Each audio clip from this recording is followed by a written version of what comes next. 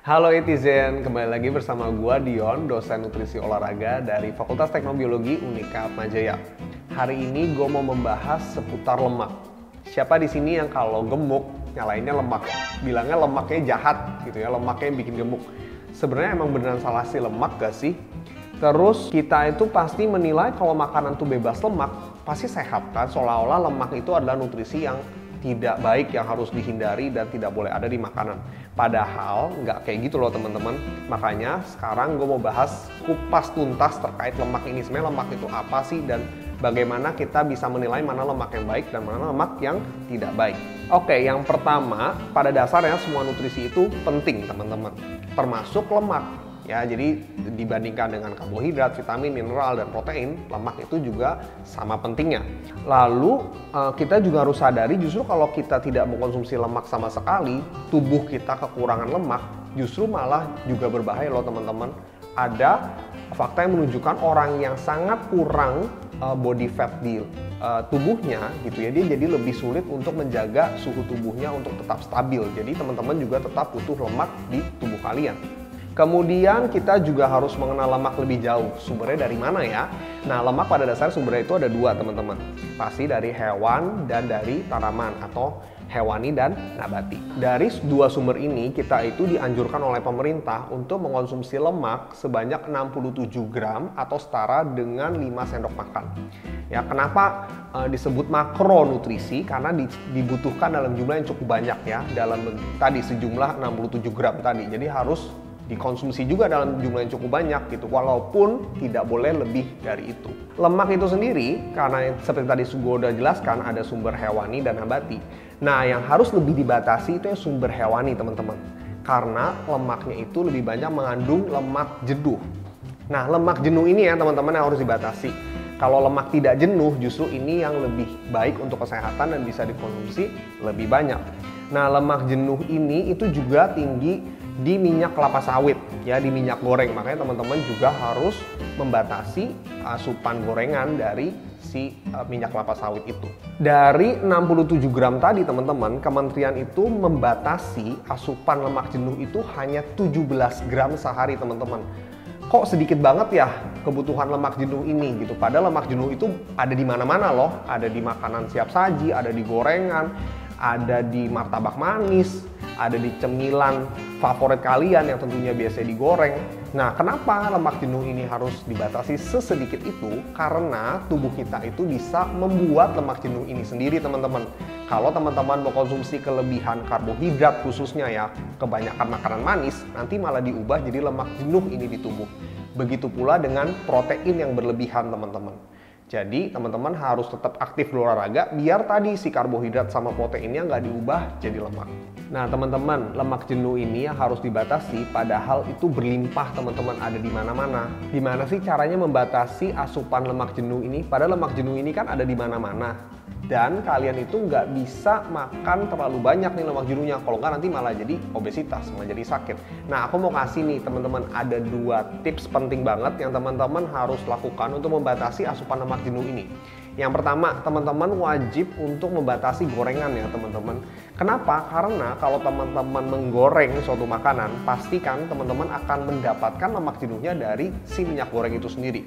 Ya, 1 sendok makan minyak goreng aja itu setara dengan 10 gram lemak.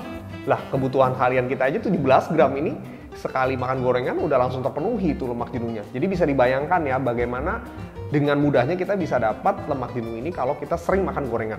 Terus kalau kita pakai margarin, 1 sendok makan itu setara dengan 7 gram lemak dan lemak jenuhnya 2 gram. Kalau tadi yang minyak goreng 10 gram, 4 gram lemak jenuhnya. Ya. Lalu kalau ayam goreng tepung nih, nah jadi udah ada kulit ayamnya lalu digoreng pakai minyak, itu setara dengan 12 gram lemak jenuh. Ya teman-teman, jadi bisa dibayangkan kalau kita makan gorengan, lemak jenuhnya jadi gampang banget nih buat kita dapatkan. Lalu selain gorengan juga aku juga sering lihat ya banyak orang yang gemar banget nih makan durian. Nah teman-teman juga harus hati-hati ya, kalau kebanyakan makan durian itu juga akan menambah asupan lemak jenuhnya. Jadi 100 gram durian itu mengandung 5 gram lemak loh teman-teman, dan itu tinggi akan lemak jenuhnya, jadi harus hati-hati. Nah, sekarang aku juga mau bahas terkait tipsku yang berikutnya, yaitu untuk memperhatikan nutrition fact, ya khususnya terkait asupan lemak ini. Nah, di hadapan aku nih udah ada berbagai jenis produk ya teman-teman, yang kita akan pelajari bersama gitu ya, apa sih yang harusnya diperhatikan di nutrition fact dan komposisi dari produk-produk ini. Nah, yang pertama itu dari produk cemilan. Kalau teman-teman lihat ya, pasti kita akan diberitahu informasi dari nutrition fact-nya berapa energi dari lemak. Nah, ini teman-teman bisa lihat kalau energinya cukup besar, artinya kandungan lemaknya tinggi di situ. Lalu biasanya dari lemak total itu akan diceritakan gitu ya, diinformasikan jenis lemaknya apa. Nah, ini aku bacakan ya, ada beberapa contoh. Ada lemak trans. Lemak trans ini ada lemak yang biasanya dibentuk kalau kita itu sering menggunakan minyak goreng berkali-kali, yang minyaknya sampai hitam banget di pinggir jalan. Nah, itu lemak transnya tinggi, dan ini sangat berbahaya karena lebih beresiko meningkatkan penyumbatan pembuluh darah dan bisa kena stroke dan penyakit jantung. Jadi nggak boleh tuh makan lemak trans ini sering-sering, makanya harus 0 gram kalau di dalam produk makanan. Kemudian juga dibatasi kolesterol, ya biasanya kolesterol ini juga tubuh tuh bisa buat sendiri soalnya, jadi harus dibatasi, nggak boleh ketinggian. Dan ada lemak tidak jenuh dan lemak jenuh. Nah, kalau lemak tidak jenuh itu yang nggak apa-apa kalau kita makan cukup banyak. Nah, lemak jenuhnya ini yang harus dibatasi ya teman-teman. Lalu perhatikan juga ya teman-teman untuk produk produk saus. Ya mungkin kita seringkali tidak memperhatikan kondimen gitu ya, main asal tambah, nggak ada kalorinya, nggak ada lemaknya, nggak ada gulanya. Hati-hati ya, apalagi mayones. Mayones ini sebanyak ini mungkin kita kalau suka banget bisa habis langsung gitu ya. Tapi ternyata ini total lemaknya itu 12 gram satu takaran saji. Berarti habisin segini banyak itu 120 gram lemak loh teman-teman. Dan lemak jenuhnya itu 20 gram. Jadi kalau bisa langsung habisin segini, kebutuhan lemak jenuhnya langsung dipakai untuk sehari. Lalu teman-teman juga perhatikan makanan yang biasanya ada tulisan low fatnya. Nah, ini bisa nih teman-teman pakai untuk membatasi asupan lemak kalian. Kalau low fat ini biasanya kandungan lemaknya itu di bawah 3 gram. Dan biasanya lemak jenuhnya jauh lebih sedikit. Dan ada juga produk lain ya seperti ini yang memang bahan dasarnya karbohidrat, jadi dia biasanya low fat juga, teman-teman juga bisa konsumsi.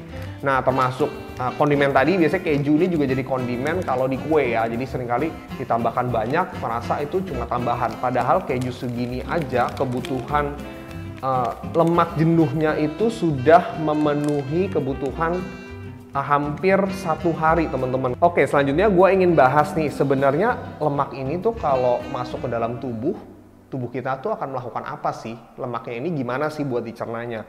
Nah, lemak ini sendiri tentu kita tahu kalau dia itu tidak larut air teman-teman.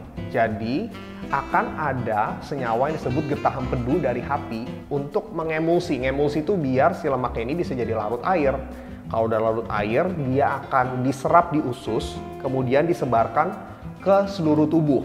Nah, untuk menyebarkan si lemak ini ada kendaraannya di dalam tubuh kita. Pasti teman-teman sering dengar ya, namanya LDL atau low density lipoprotein yang dihasilkan oleh hati. Jadi hati ini akan membuat si LDL ini lalu dia nyebarin tuh ke seluruh tubuh. Sebenarnya LDL ini nggak jahat ya teman-teman, karena tugas dia yang menyebarkan lemak dan kolesterol ke seluruh tubuh yang memang dibutuhkan. Namun kalau kita tadi kebanyakan makan lemak jenuh dan kolesterolnya, LDL ini juga jadi tambah banyak. Kalau LDL tambah banyak, lemak jenuh dan kolesterol juga beredar tambah banyak di tubuh, nanti bisa beresiko meningkatkan penyumbatan pembuluh darah. Lalu ada lagi kendaraan kedua yang juga teman-teman pasti sering dengar, yaitu HDL atau High Density Lipoprotein. Nah, kalau HDL ini tugasnya kebalikan dari si LDL tadi teman-teman. Dia akan dihasilkan oleh hati, lalu diedarkan ke tubuh untuk mengambil sisa-sisa lemak dan kolesterol yang ada di jaringan tubuh untuk dikembalikan ke hati. Makanya seringkali disebut kolesterol baik ya, karena dia bisa menekan resiko penyakit jantung dan penyumbatan pembuluh darah tadi. Seperti itu teman-teman. Jadi lebih jelas ya sekarang sebenarnya apa sih maksudnya LDL dan HDL ini dalam metabolisme lemak itu sendiri. Gitu. Lalu kalau tadi lemaknya berlebih nih, kok perut saya gemuk gitu ya gara-gara banyak lemaknya. Nah, lemaknya itu juga bisa dipakai teman-teman oleh enzim di tubuh kita, namanya enzim lipase, yang akan memecah si jaringan lemak di tubuh kita ini ya menjadi lemak sederhana yang disebut trigliserida. Itu juga pasti pernah dengar ya, kalau teman-teman cek darah ya, itu pasti ada tuh. Itu adalah lemak sederhana yang akan siap digunakan tubuh untuk menjadi energi. Tubuh kita teman-teman, walaupun tadi butuh lemaknya itu sedikit, tapi tetap penting ngisi lemak. Nah teman-teman harus sadari nih, apa sih sebenarnya manfaat lemak di tubuh kita? Kita itu tetap butuh kadar lemak ya, sekitar 10-20% untuk pria dan 20-30% untuk wanita. Ya, jadi untuk para wanita itu jangan merasa, waduh harus nggak boleh ada lemak di tubuh kita. Enggak loh, justru itu penting untuk kalian ya, memang komposisi tubuhnya harus 20-30%. Peran lemaknya ini apa nih yang untuk si pria dan wanita tadi tuh? Yang 10 dan 20% untuk pria, 20 dan 30% untuk wanita. Tugasnya yang pertama tadi, untuk menjaga suhu tubuh biar tetap stabil. Suhu tubuh kita harus 37 derajat. Jadi kalau kita kedinginan, lemaknya ini akan dibakar biar suhu tubuhnya stabil 37 derajat. Yang kedua, lemaknya akan dipakai untuk melarutkan vitamin. Vitamin A, D, E, dan K. Lalu yang berikutnya, kita itu juga akan menggunakan si lemak ini untuk menyebarkan hormon, teman-teman. Ya, jadi ibaratnya sebagai transportasi gitu ya, untuk menyebarkan berbagai senyawa yang memang hanya bisa larut di lemak selain si vitamin itu sendiri. Ada yang lain nih yang juga penting untuk teman-teman tahu. Yang pertama, teman-teman bisa substitusi produk-produk cemilan favorit kalian atau makanan favorit kalian yang lebih rendah lemak. Contohnya aku ada produk nih, biasanya susu ya yang tinggi lemak. Nah, bisa dipilih susu yang low fat, teman-teman. Lalu teman-teman juga bisa mengubah proses memasak yang biasanya digoreng gitu ya, menyerap minyak, jadi diganti, misalnya direbus, dikukus, dipanggang, atau setidaknya ditumis yang menyerap lemaknya jauh lebih sedikit. Itu juga akan sangat membantu. Lalu ada satu hal yang teman-teman juga harus perhatikan, yang seperti tadi udah pernah dibilang di awal ya, proses penggorengan berkali-kali itu juga tidak sehat. Jadi teman-teman harus biasakan kalau memang digoreng, cukup goreng 1, 2, 3 kali aja. Jangan sampai berkali-kali, karena itu juga akan membuat teman-teman tuh jadi mengkonsumsi lemak yang tidak sehat tadi, yang disebut lemak trans. Lalu teman-teman juga harus tadi ya, sekali lagi cek nutrition fact-nya dan lebih perhatikan dari lemak jenuhnya ya. Bisa diganti produk-produk yang lemak tidak jenuhnya yang lebih tinggi dibandingkan lemak jenuhnya. Misalnya teman-teman mengganti minyak kelapa sawit dengan minyak olive oil gitu ya, karena olive oil itu lemak tidak jenuhnya yang lebih tinggi, makanya dia jadi lebih sehat dibandingkan si minyak kelapa sawit yang tinggi akan lemak jenuhnya itu sendiri. Tips terakhir, teman-teman juga bisa memilih potongan daging yang lebih rendah lemak. Jadi potongan daging kan biasanya ada apa tuh, paha atas, ada dada, ada sayap. Nah, pilihlah daging yang lebih less fat, teman-teman, biasanya di bagian dada, dan kurangin bagian daging yang terlalu tinggi lemak, biasanya itu paha atas atau sayap atau bahkan yang banyak kulitnya, itu juga lebih tinggi lemak ya. Jadi teman-teman bisa pilih tuh. Lalu juga bisa dari jenis daging, teman-teman. Biasanya kan ada daging ayam, daging sapi, daging ikan. Nah, biasanya daging ikan ini yang lebih tinggi lemak tidak jenuh. Jadi daging ikan yang lebih sehat gitu ya dibandingkan daging sapi dan daging ayam. Itu juga bisa teman-teman menjadi solusi gitu ya bagi yang masih suka makan makanan berlemak tapi ingin ke lemak yang lebih sehat. Teman-teman ingat ya, yang terpenting pada akhirnya bukan lemaknya yang jahat kalau teman-teman yang gendut atau sakit. Ya, yang terpenting itu bagaimana teman-teman memilih lemak yang lebih baik atau lebih sehat, dan kedua harus juga batasin kalorinya. Makanannya jangan kebanyakan, sumber karbohidrat proteinnya juga jangan berlebihan. Ya, itu yang harus teman-teman perhatikan. Jadi sekali lagi jangan salahin lemaknya ya, karena lemak itu juga tetap penting walaupun jumlahnya nggak bisa banyak-banyak dikonsumsi setiap hari. Nah, teman-teman kalau merasa video ini bermanfaat untuk kalian, jangan lupa untuk like, comment, share, dan subscribe. See you on the next video.